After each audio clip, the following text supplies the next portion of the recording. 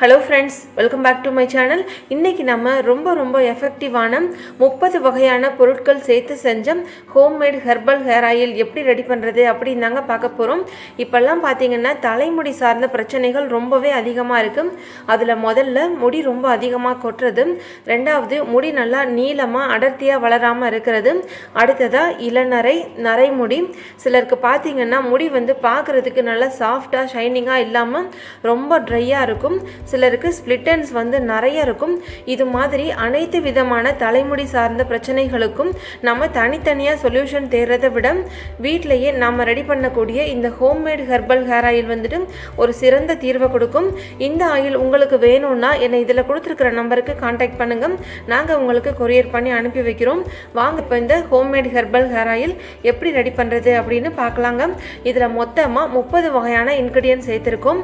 இது எல்லாமே நம்மளுடைய எல்லா தலைமுடி சார்ந்த பிரச்சனைகளுக்கும் ஒரு நல்ல சொல்யூஷன் கொடுக்கும். இப்போ 30 வகையான இன்கிரிடியன்ட்ஸ் என்ன அப்படின்னு ஒவ்வொன்றா பார்த்துடலாங்க. முதல்ல கருவேப்பிலை நம்மளுடைய முடியோட வேர்கால்களை நல்லா திடப்படுத்தி முடி நல்லா கருமையாகவும் நீளமாகவும் வளர்றதுக்கு உதவியாக இருக்கு.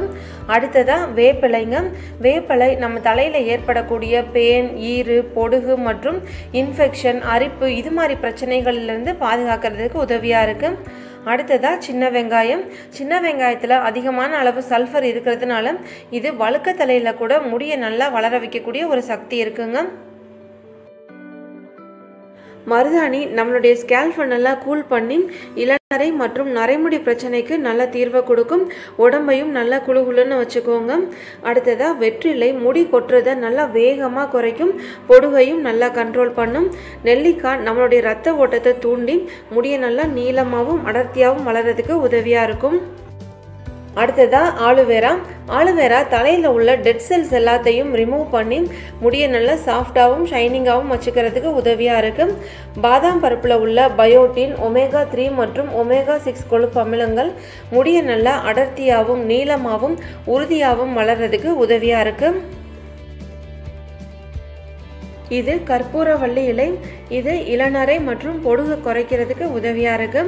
அடுத்ததா அருகம்புல் தலையில் உள்ள டெட் செல்ஸ் எல்லாத்தையும் ரிமூவ் பண்ணி முடி நல்லா வேகமாக வளர்றதுக்கு உதவியாக இருக்கும். இது செம்பருத்தி இலை, இதுவும் இளநரை, பொடுகு மற்றும் தலையில் ஏற்படக்கூடிய அரிப்பை குறைக்கிறதுக்கு உதவியாக இருக்குங்க. அடுத்ததா இது பொன்னாங்கண்ணி கீரை. இந்த கீரை நம்மளுடைய முடியை நல்லா அடர்த்தியாகவும் நீளமாகவும் வளர்கிறதுக்கு உதவியாக இருக்கும். அடுத்ததா இது அவுரி இலை பொடி வந்து ஒரு நேச்சுரல் ஹேர் டைங்க. பொதுவாக நம்ம நேச்சுரல் ஹேர் டைக்கு என்னெல்லாம் இன்க்ரீடியன்ட்ஸ் யூஸ் பண்ணுவோம் அப்படின்னு கேட்டிங்கன்னா மருதாணி இலை பொடி, நெல்லிக்காய் பொடி மற்றும் அவுரி இலை பொடி தான் யூஸ் பண்ணுவோம். இது எல்லாமே இதில் நம்ம சேர்த்து பண்ணுறதுனால நம்ம தனியாக டை யூஸ் பண்ணுறதுக்கே தேவையில்லைங்க, இந்த ஆயில் யூஸ் பண்ணாலே போதும். அடுத்ததான் நான் வெள்ளை கரிசலாங்கண்ணி பொடி எடுத்திருக்கேன். கரிசலாங்கண்ணி கீரையாக கிடச்சதுன்னா அப்படியே ஃப்ரெஷ்ஷாக வாங்கி யூஸ் பண்ணுங்கள். எனக்கு கீரையாக கிடைக்கல, அதனால் நான் பவுடராக யூஸ் பண்ணியிருக்கேன். இந்த வெள்ளை கரிசலாங்கண்ணி நம்மளுடைய முடியை நல்லா கருமையாகவும் நீளமாகவும் வளர்கிறதுக்கு உதவியாக இருக்கும். அடுத்ததாக நான் துளசி எடுத்திருக்கேன். துளசி வந்து ஸ்கேல்ஃபை நல்லா கூல் பண்ணி பொடுகு நல்லா கண்ட்ரோல் பண்ணுங்க. அடுத்ததாக வெட்டிவேருங்க. பொதுவாக நாம் வெட்டிவேர் சேர்த்த எண்ணெயை தலைக்கு தேய்க்கும் போதும் தலைமுடி மட்டும் இல்லைங்க, உடம்பு ஃபுல்லாகவே நல்லா குளுமையாக இருக்கும். அடுத்ததாக ஆவாரம்பூவும் அதனுடைய இலைகளும் எடுத்திருக்கேன். இது தலையில் இன்ஃபெக்ஷன் எதுவும் வராமல் பாதுகாத்து தலைமுடி நல்லா வளர்கிறதுக்கு உதவியாக இருக்கும். அடுத்ததாக ரோஜா இதழ்கள் எடுத்திருக்கேங்க. ரோஜா இதழ்கள் வந்துட்டு ஒரு நேச்சுரலாக கண்டிஷனர் மாதிரி செயல்படுங்க. இதனால் நம்ம முடி வந்துட்டு நல்லா ஷைனிங்காக இருக்கும். இந்த மாதிரி நம்ம வெட்டிவேர், ரோஜா இதழ், ஆவாரம்பூ, செம்பருத்தி பூ இதெல்லாம் சேர்க்கறதுனால இந்த எண்ணெயவே நம்ம ஃபேஸுக்கும் அப்ளை பண்ணிக்கலாங்க. ஃபேஸ் வந்துட்டு நல்ல க்ளோயிங்காக இருக்கும். இதை வந்துட்டு நம்ம 2-in-1 ஆயிலாக நம்ம யூஸ் பண்ணிக்கலாம். அடுத்ததாக செம்பருத்தி பூ எடுத்திருக்கேன்.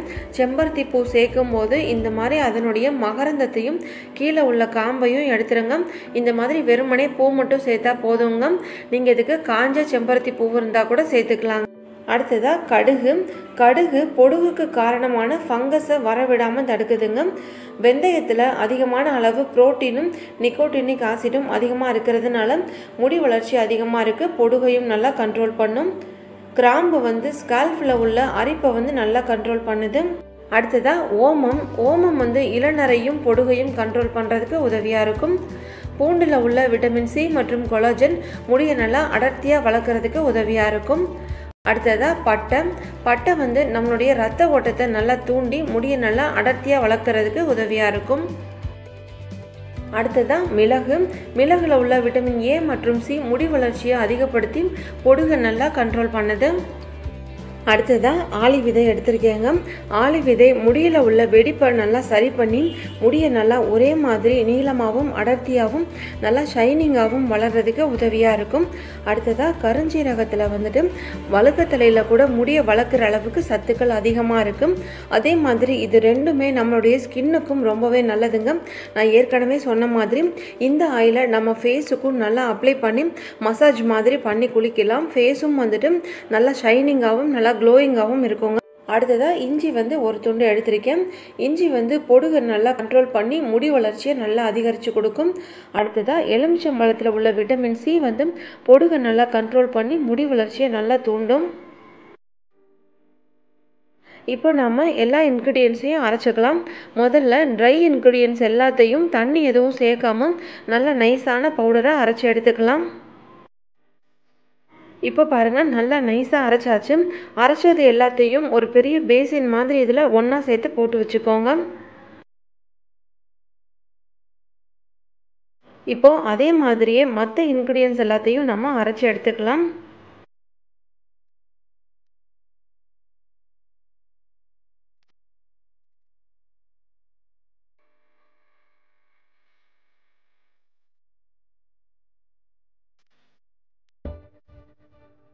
இந்த மாதிரி இலையெல்லாம் அரைக்கும் போது முடிஞ்ச வரைக்கும் தண்ணி சேர்க்காம அரைச்சிக்கிறது நல்லது. தண்ணிக்கு பதிலாக ஆலோவேரா சேர்த்து அரைச்சிக்கோங்க.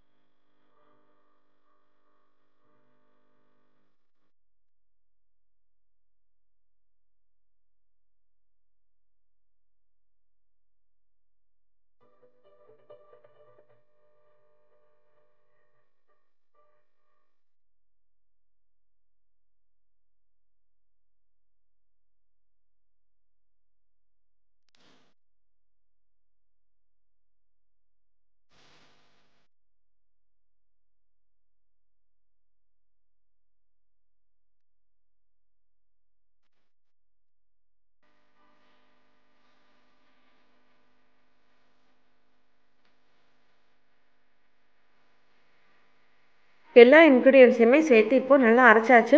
இதை நல்லா மிக்ஸ் பண்ணிக்கலாம். நான் இதில் வெட்டி வேறு, அருகம்புல், ரோஜா இதழ் 3 மட்டும் அரைக்கலைங்க. ஏன்னா இந்த அருகம்புல்லும் வெட்டி வேறும் மிக்சியில் நம்ம அரைச்சோன்னா அது அவ்வளோவா அரைப்படாது. அதனால் நம்ம காய்ச்சும் போது அந்த எண்ணெய் மட்டும் எவ்வளோ தேவையோ அதை மட்டும் அப்போதைக்கு போட்டுக்கிட்டாலே போதும். இப்போ இதை நான் நல்லா கலந்து விட்டுக்கிறேன். நல்லா மிக்ஸ் பண்ணியாச்சு. இப்போ நம்ம எண்ணெய் காய்ச்ச ஆரம்பிச்சிடலாம். இப்போ நான் ஒரு இரும்பு கடாயில் 2.5 லிட்டர் அளவுக்கு தேங்காய் எண்ணெய் எடுத்திருக்கேங்க. நான் ஃபுல்லாகவே இதில் தேங்காய் எண்ணெய் மட்டும்தான் சேர்த்துருக்கேன். தேங்காய் எண்ணெயாக சேர்க்கும்போது நம்ம டெய்லி இந்த எண்ணெயை அப்ளை பண்ணிக்க முடியும். நம்ம ரெகுலராக டெய்லி இந்த எண்ணெயை அப்ளை பண்ணும்போது தான் நமக்கு நல்ல ரிசல்ட் வந்து கிடைக்குங்க. இப்போ 2.5 லிட்டர் தேங்காய் எண்ணெய்க்கு நான் இதில் இந்த அளவுக்கு மட்டும்தாங்க சேர்க்க போகிறேன். 2.5 லிட்டருக்கு இந்த அளவு வந்துட்டு நமக்கு போதும். அதே மாதிரி மரச்செக்கு தேங்காய் எண்ணெயாக பார்த்து எடுத்துக்கோங்க. அதே மாதிரி இரும்பு கடாயாக எடுத்துக்கிட்டிங்கன்னா அதில் உள்ள இரும்பு சத்தும் நமக்கு கிடைக்கும். எண்ணெய் கொஞ்சம் சூடானதுக்கு அப்புறமா இதை நம்ம சேர்த்துக்கணுங்க. எண்ணெய் சூடாகிறதுக்கு முன்னாடி சேர்த்துக்க வேணாம். அதே மாதிரி இது ஒரு 10-15 நிமிஷம் நல்லா கொதிச்சதுக்கு அப்புறமா நம்ம கரிசலாங்கண்ணி பவுடர், நீல அவுரி பவுடர், ரோஜா இதழ், வெட்டி வேறு, அருகம்புல் இதெல்லாம் நம்ம அதுக்கப்புறமா சேர்த்துக்கலாம். இது நல்லா கொஞ்சம் நேரம் கொதிக்கட்டும்.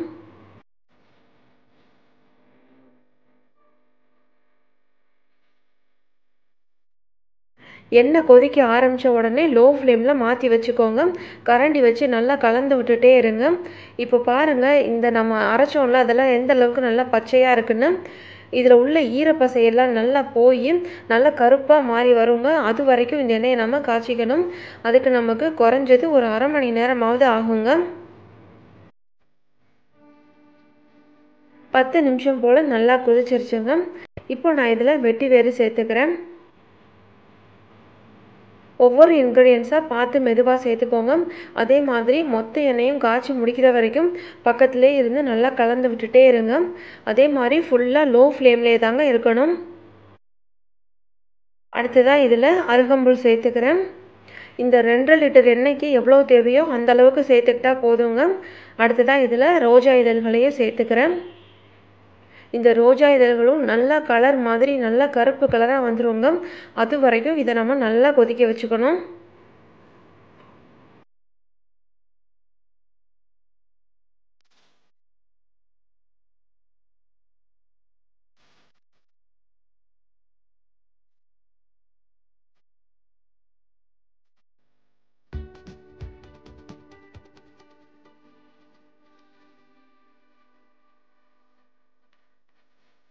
இப்போ இதில் நீல அவுரி பவுடர் ஒரு 2 டேபிள் ஸ்பூன் அளவுக்கு சேர்த்துக்கிறேன்.